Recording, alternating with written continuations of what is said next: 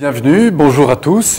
Donc je suis Paul Pironnet. C'est avec moi évidemment avec nous ensemble, qu'on va passer du temps sur cet outil qui s'appelle la PNL et qui va nous servir beaucoup dans le travail d'efficacité personnelle et puis de communication. Alors avant d'en dire plus là-dessus, je vais vous proposer à chacun de vous présenter en quelques mots. Qui a envie de démarrer? Eh bien bonjour, je m'appelle Corinne Hugo, je viens de Touraine et je suis manager dans l'industrie pharmaceutique. D'accord. Bonjour, je suis Johan Duclos. Je suis coach et puis chef d'entreprise sur Chambéry. D'accord. Bonjour, Armelle Vivien, je suis responsable commercial à l'export et j'habite près de Lyon. Bonjour, Guy-François Beck, entraîneur coach en relations sportives et humaines. Voilà, moi j'arrive du Morbihan, en Bretagne. Bonjour, je m'appelle Marjorie Pieffer, je vis en Nouvelle-Calédonie où je suis chef d'entreprise. Bonjour, Jean-Pierre Amic, j'habite Montpellier, je viens du milieu du sport, particulièrement du sport de haut niveau.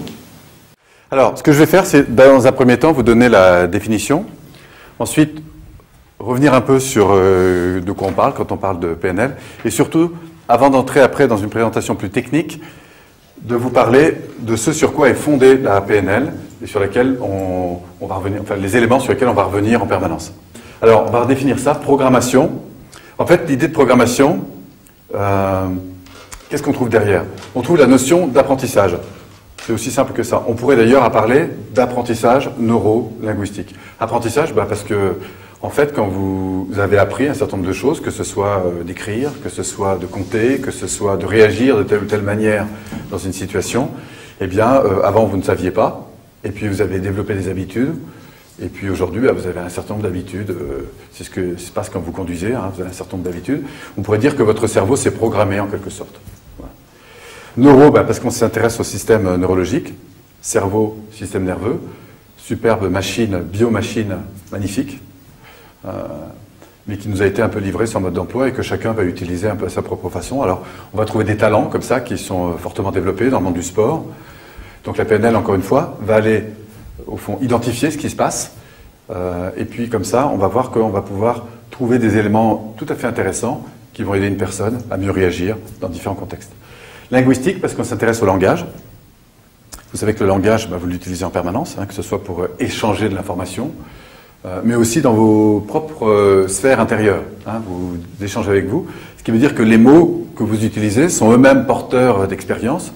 Quand vous parlez de vos vacances, par exemple, les mots que vous allez utiliser sont porteurs d'expérience. Et ce qui est intéressant dans la linguistique, c'est que si on sait repérer comment une personne parle, eh bien on peut mieux comprendre comment et pourquoi elle réagit de telle ou telle manière. Sachant qu'on va voir qu'en fait, on réagit beaucoup plus dans une situation, non pas à la situation, mais à la manière dont cela représente. Ce qui veut dire que si quelqu'un, par exemple, vous dit « Oula, je me sens dépassé par ce problème », dit-il en regardant en l'air, en fait, si on décoche un petit peu ce qu'il y a là derrière, on s'aperçoit que la personne se représente le problème comme quelque chose d'assez important, et on voit que sa réaction physiologique n'est pas liée à la situation, mais à la manière dont elle voit la situation. Et ça peut se repérer à travers les mots.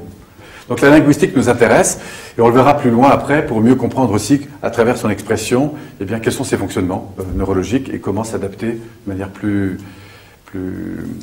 rapide, en quelque sorte, à la personne.